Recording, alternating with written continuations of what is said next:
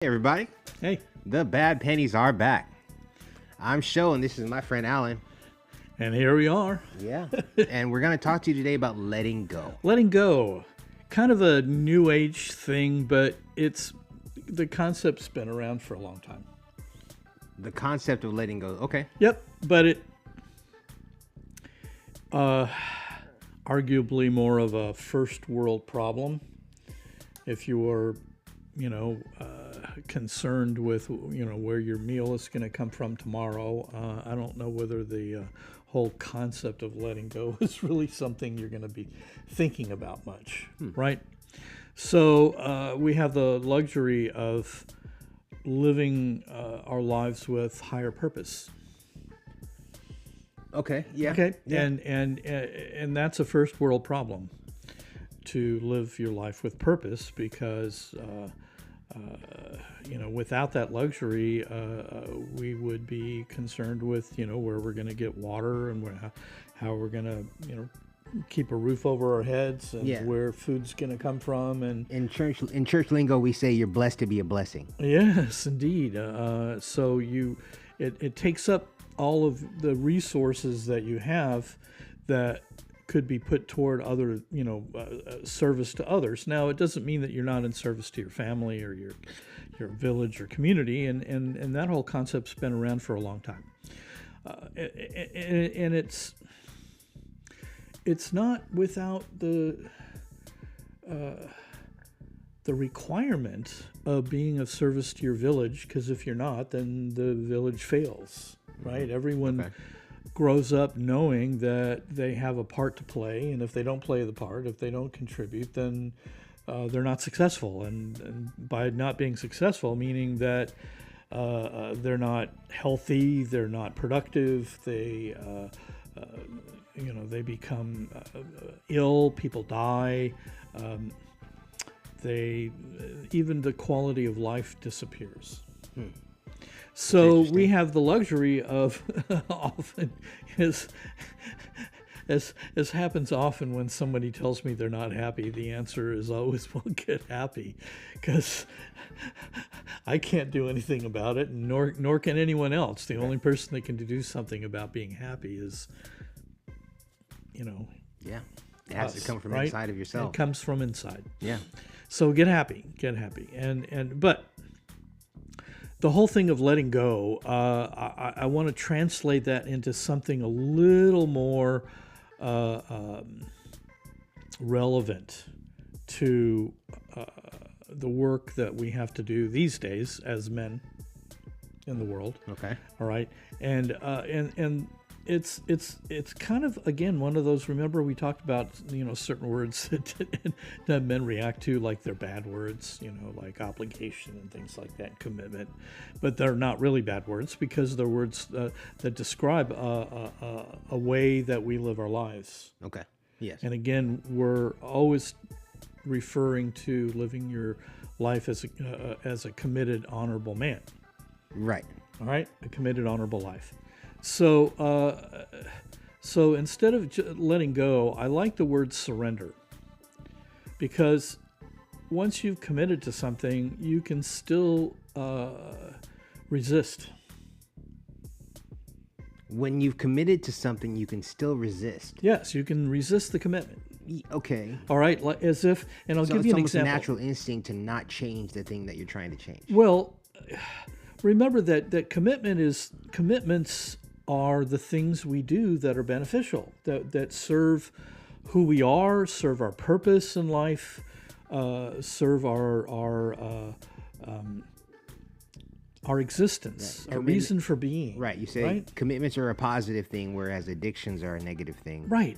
As far as like and where addictions, you're devoting yourself. but we don't choose addictions, and we do choose commitments. Right.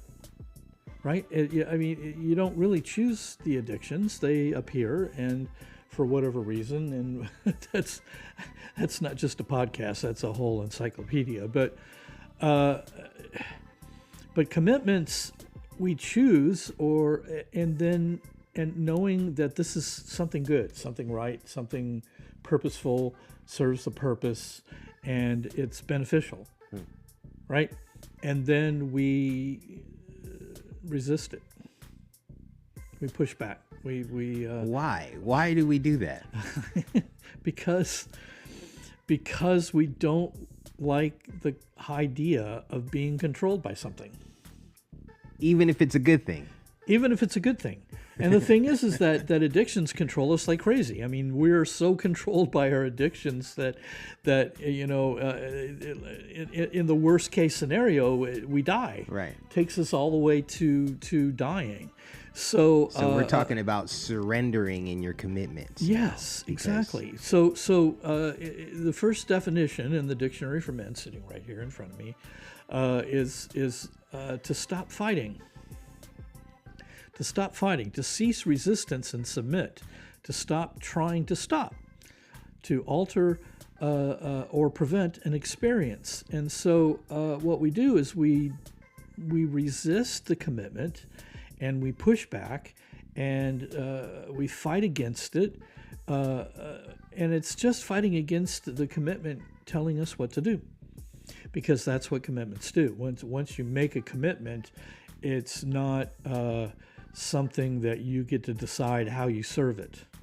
The commitment tells you how to serve it honorably, and otherwise you end up taking a victim mentality.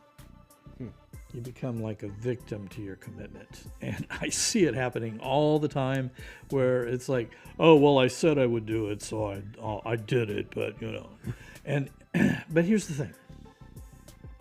Again, go back and watch the podcast on commitment. We cover a lot of stuff about it. But in this particular aspect, it's commitments, by serving them, by surrendering to them, and doing the things that are necessary to serve them, they bring us great benefit. Yeah, we said that. Yeah, Great benefit, Yeah. Just amazing benefits. commitments are positive. They're positive, and they're positive on levels that you can't even imagine, because until you have completely fulfilled one, and sometimes some commitments can't ever be fully fulfilled. All you do is spend your life serving it, Yeah, right? But others do cycle to a completion, and then you make another commitment, and then you make another one. In fact, I often, right before I complete a large commitment, and I know that it's ending and I'm getting close and it's taking a lot of energy and stuff, I force myself to think about what's next in order to not have any gap. What happens is, in that little gap, is you kind of fall into it. It's almost like a tank trap, right? They used to, they in World War II, they dug these tank traps that were too deep and too wide that the tanks couldn't get across, right? So they would go up and they just fall in. Well, human beings do the same thing, and we fall into this trap that's this gap between commitments. And then it takes a lot to get out of the trap and get committed and up to speed again. And so a good way, and I learned this actually many years ago from a wonderful man named Robert Fritz. And he wrote a beautiful book called The Path of Least Resistance, talking about how energy flows through the creative process in human beings. And what he talked about back, and this is a long time ago, I was very young, was that before you complete something, you should already be starting something new, and therefore that trap, that gap that you fall into, it's bridged. There isn't one. Yeah, there isn't. It just doesn't exist, because you're already in the next. You're already in the next thing. Right. Right, and it's already taking all of your attention. Okay. And so it takes a little time and practice to understand when the right time before one commitment is complete and the next one begins, because you can, if you do it too early, then you end up like not having enough energy and time and things like that. But that being said, in order to make a commitment the incredible valuable thing that it is, you have to surrender to it. Okay. Okay? Yeah. And that could be in terms of, since the subject today is letting go, that you got to let go of all the crap that keeps you from surrendering to a commitment. You just got to let it go of all that stuff. And whether it's just it's too hard, it'll take too long, it's too expensive, or too time consuming, and all of these things that start to creep into our brains, right? We've got all this stuff happening, and so surrendering moves all that out of the way.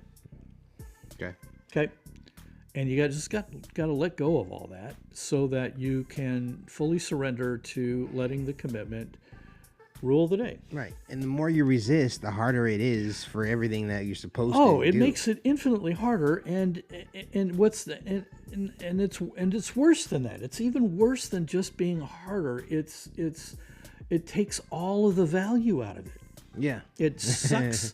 It's like a vacuum cleaner, and it just sucks all of the value. So in the end, the great values, because commitments at the end leave us in with all kinds of lessons. They leave us with our character greatly improved. Yeah. They will leave us with a certain satisfaction and quality of life. Now, like I said, some of them don't end. When you're married, it doesn't end. It doesn't end. So the commitment is always throughout all of the phases of the relationship, and there are many, at least, a few, but they've identified, and they cycle. And it's easy when things shift within a relationship to not continue to surrender to the commitment to the relationship. And so in the natural cycling process, people will quit. And they'll quit on the commitment, and they'll or resist, right? They'll fight back and push back, and it's too hard, whatever, and then things start to go bad. So I remember the phrase used to be "go with the flow." Well, that works to a degree. I mean, going with the flow in this particular instance would, and if we were to sort of translate it, would still be to surrender to the commitment. Yeah. And let the commitment, it's about that, always be looking to the commitment and what is it telling you that you need to do, rather than you telling the commitment how you want to serve it, because that won't work. Right. It just won't work. You can try it, and I'm sure you have already, and just know that it doesn't work. And the path of least resistance is.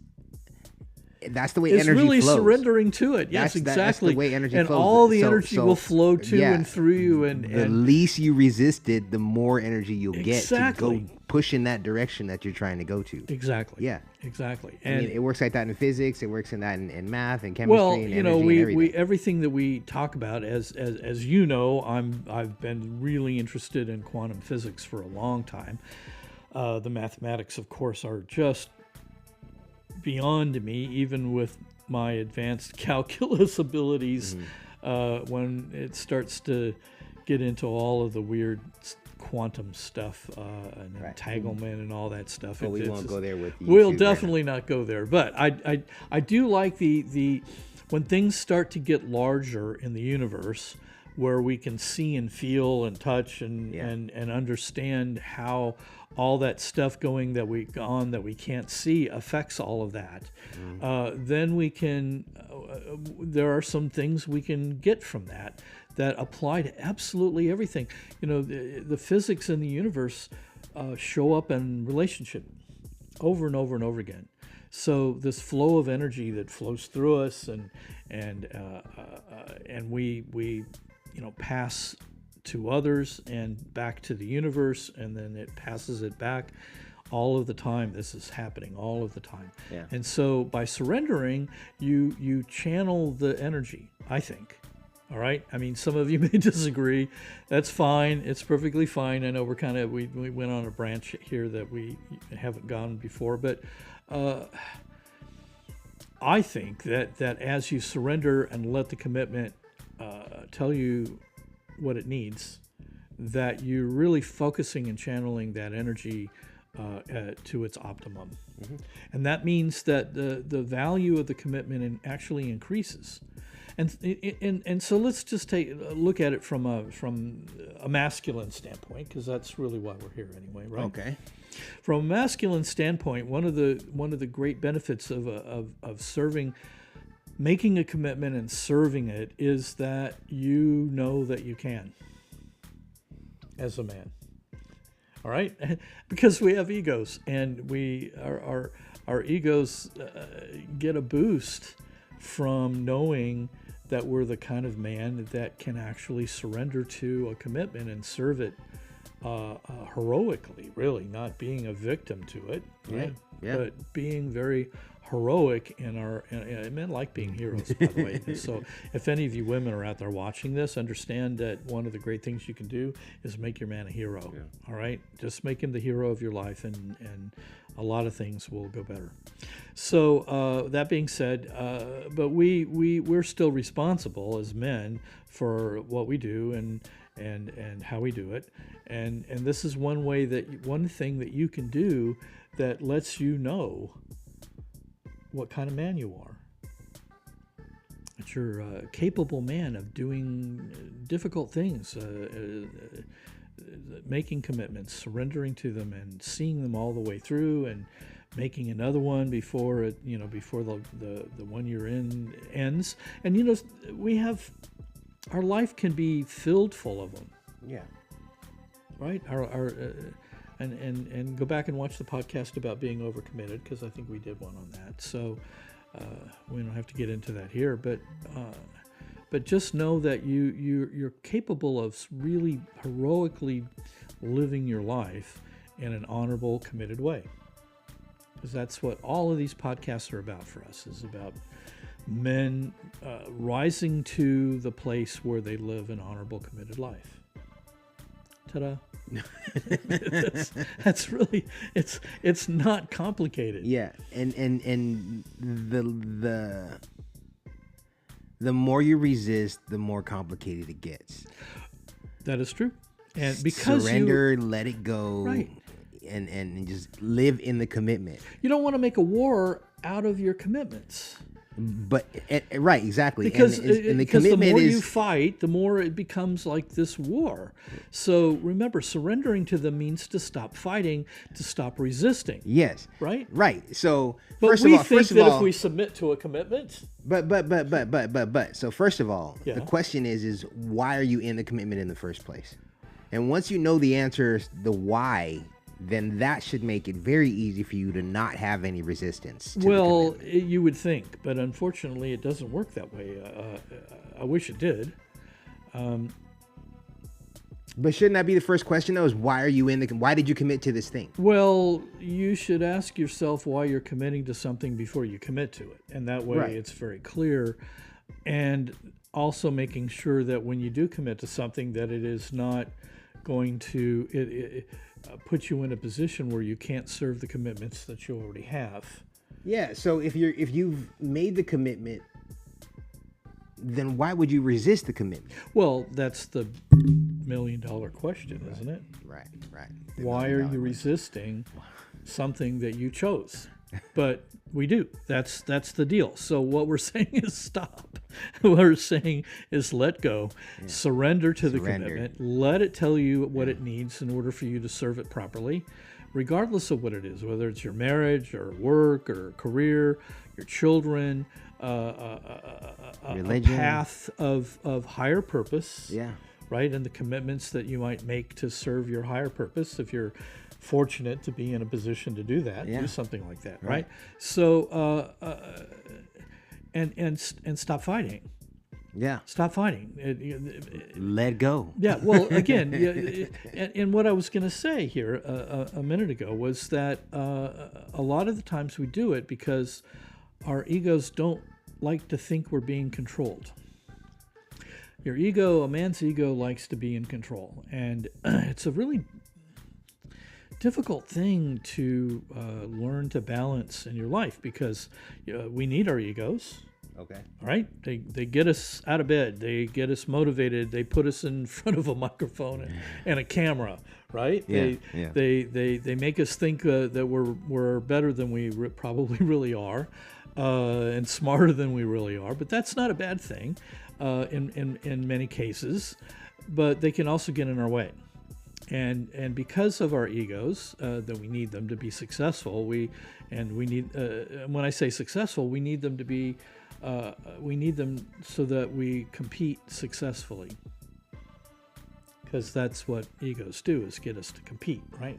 They push us into competition. So once we're in that, that's a particular focus, and ego's good to help us, motivate us to